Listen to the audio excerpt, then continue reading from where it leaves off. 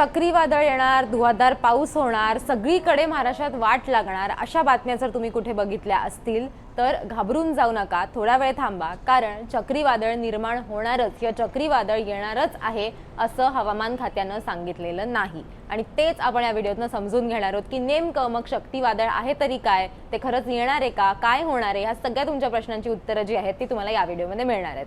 नमस्कार, मी देवयानी आणि तुम्ही बघताय मुंबई तक.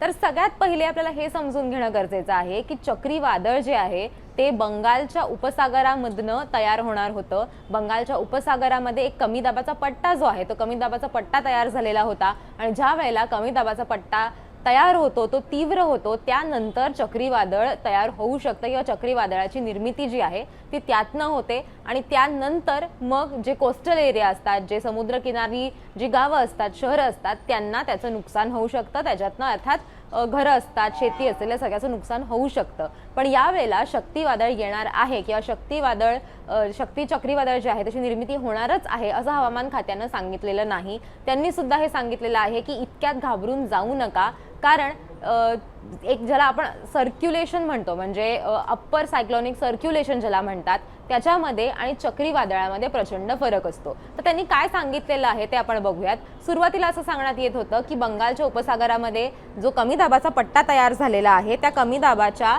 पट्ट्यामधून खरं तर हे चक्रीवादळ, शक्ती चक्रीवादळ जे आहे ते येईल आणि मग महाराष्ट्रामध्ये पावसाची तीव्रता जी आहे ती आणखीन वाढेल. आपल्याला माहिती आहे की साऊथ वेस्ट मॉन्सून ज्याला म्हणतात, म्हणजे नैऋत्य मॉन्सून, तो आता हळूहळू सरकत चाललेला आहे. अरबी समुद्र असेल किंवा इतर भाग असतील तिथे हा पावसाळा जो आहे तो हळूहळू पुढं सरकत चाललेला आहे आणि त्याच्यामुळेच पाऊस यावेळेला लवकर पडेल असं म्हटलं जात आहे. पण त्याचा आणि शक्तीवादळाचा एकमेकांची काहीही संबंध नाही आहे. त्याच्यामुळे महाराष्ट्रात जरी तुम्हाला आता पाऊस बघायला मिळत असला तरी तो पाऊस हा नैऋत्य मॉन्सून म्हणजे साऊथ वेस्ट मॉन्सूनमुळे तो आहे, किंवा ज्या दिशेनं साऊथ वेस्ट मॉन्सूनची वाटचाल होती, ज्या गतीनं त्यांची वाटचाल होतीये त्याच्यामुळे हे सगळं खरं तर होतंय. अरबी समुद्र असेल, मालदीव असेल, बंगालचा उपसागर असेल आणि अंदमानचा काही भाग असेल, इथं नैऋत्य मॉन्सून जो आहे तो पोचलेला आहे. त्याच्यामुळे आपल्याला महाराष्ट्रातही त्याचा परिणाम बघायला मिळतोय. पण चक्रीवादळ काय आहे, तर चक्रीवादळ जसं मी म्हटलं की बंगालच्या उपसागरामध्ये तयार झालेला कमी दाबाचं क्षेत्र किंवा कमी दाबाचा पट्टा, त्यातून एक चक्रीवादळ तयार होण्याची शक्यता जी आहे ती वर्तवली जात होती. 23 ते 28 मेच्या दरम्यान हे चक्रीवादळ तयार होईल आणि मग महाराष्ट्रात ऑलरेडी जिथं पाऊस पडतोय तिथे आणखीन तीव्रता वाढेल, आणखीन ढगाळ वातावरण होईल. जर आता हलक्या स्वरूपाचा पाऊस असेल तर तो मुसळधार पाऊस पडेल असं म्हटलं जात होतं. पण हवामान खात्यानं जी माहिती दिलेली आहे त्या माहितीनुसार सध्या कुठलंही चक्रीवादळ जे आहे ते तयार होत नाहीये आणि जो कमी दाबाचं क्षेत्र जे तयार झालेलं आहे ते सुद्धा हळूहळू निवळायला सुरुवात झालेली आहे. त्याच्यामुळे अगदीच लगेचच चक्रीवादळ येऊन तुमचं खूप नुकसान होणार आहे अशातला काहीही भाग नाहीये. दुसरा महत्त्वाचा मुद्दा की एक चक्रीवादळ अभिसरण म्हणजे काय ते सुद्धा समजून घ्यायला हवं. म्हणजेच एक सायक्लॉनिक विंड्स ज्याला आपण म्हणतो किंवा एक अप्पर सायक्लॉनिक सर्क्युलेशन ज्याला म्हटलं जातं, त्याचा अर्थ नेमका काय असतो, तर ज्या वेळेला जी हवा असते ती समुद्राच्या वर जास्त उंचीवरती जेव्हा ती असते किंवा त्याचं प्रेशर जेव्हा जास्त असतं आणि ती एका अँटी क्लॉकवाईज फिरत असते त्यावेळेला त्याला सर्क्युलर सायक्लॉनिक सर्क्युलेशन जे आहे ते असं म्हटलं जातं. पण त्याचं रूपांतर हे चक्रीवादळात होईलच असं नाही. म्हणजे हे ज्याला असं म्हणतात की चक्रीवादळ अभिसरण ज्याला म्हणतात त्याचं रूपांतर हे कायम चक्रीवादळात होतच असं नाही. त्याचा अर्थात त्याचा परिणाम जो आहे तो तुम्हाला पावसावरती बघायला मिळू शकतो. जे एकंदरीत वातावरण आहे तुमच्या आजूबाजूला त्याच्यावरती त्याचा परिणाम होताना आपल्याला बघायला मिळू शकतो.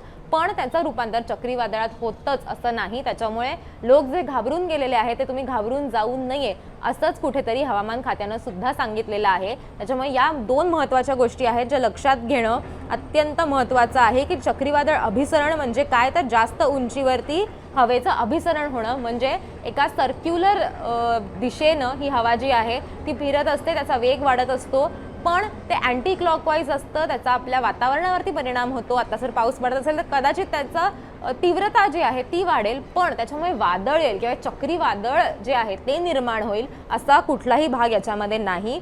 त्याचबरोबर आपण जर बघितलं तर जे कमी दाबाचं क्षेत्र मी म्हटलं त्याचं ते जेव्हा विकसित होतं त्यावेळेला त्याचा वादळामध्ये त्याचं रूपांतर होतं, चक्रीवादळामध्ये रूपांतर होतं. पण सध्या हवामान खात्यानं सांगितल्याप्रमाणे अशी कुठलीही स्थिती आपल्याला बघायला मिळत नाहीये. मात्र महाराष्ट्रामध्ये पुढचे 2 ते 3 दिवस पाऊस नक्की येणार आहे, त्याच्यामुळे ढगाळ वातावरण जे आहे ते तुम्हाला आता बघायला मिळत असेल. हवा सुटलेली आहे, विजांचा कडकडाट होतोय अनेक ठिकाणी, अनेकांच्या शेतीचं नुकसान सुद्धा झालेलं आहे, अनेक जिल्ह्यांमध्ये आपल्याला ते बघायला मिळालंय.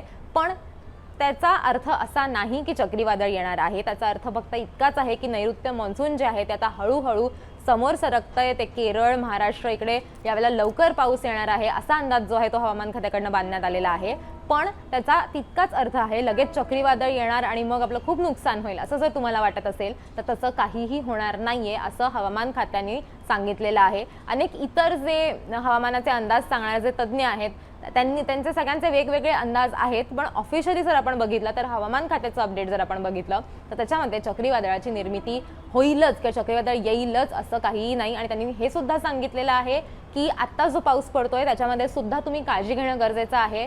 बाहेर जाताना हवामानाचा अंदाज बघून तुम्ही बाहेर पडावं हे महत्त्वाचं आहे. आणि जर चक्रीवादळ येणार असेल तर त्याची ऑफिशियल वॉर्निंग, त्याची काय तयारी करायची, कशी तयारी करायची, हे सगळे अपडेट्स जे आहेत ते हवामान खात्याकडनं देण्यात येणार आहेत वेळेवरती. त्याच्यामुळे लगेच घाबरून जाऊ नका. आणि आत्ता जो पाऊस पडतोय तो पाऊस सुद्धा कमी होईल असं सांगण्यात येतंय. पुढचे 2 ते 3 दिवस हे पश्चिम महाराष्ट्र आणि कोकणामध्ये आपल्याला जास्त पाऊस खरं तर बघायला मिळणार आहे.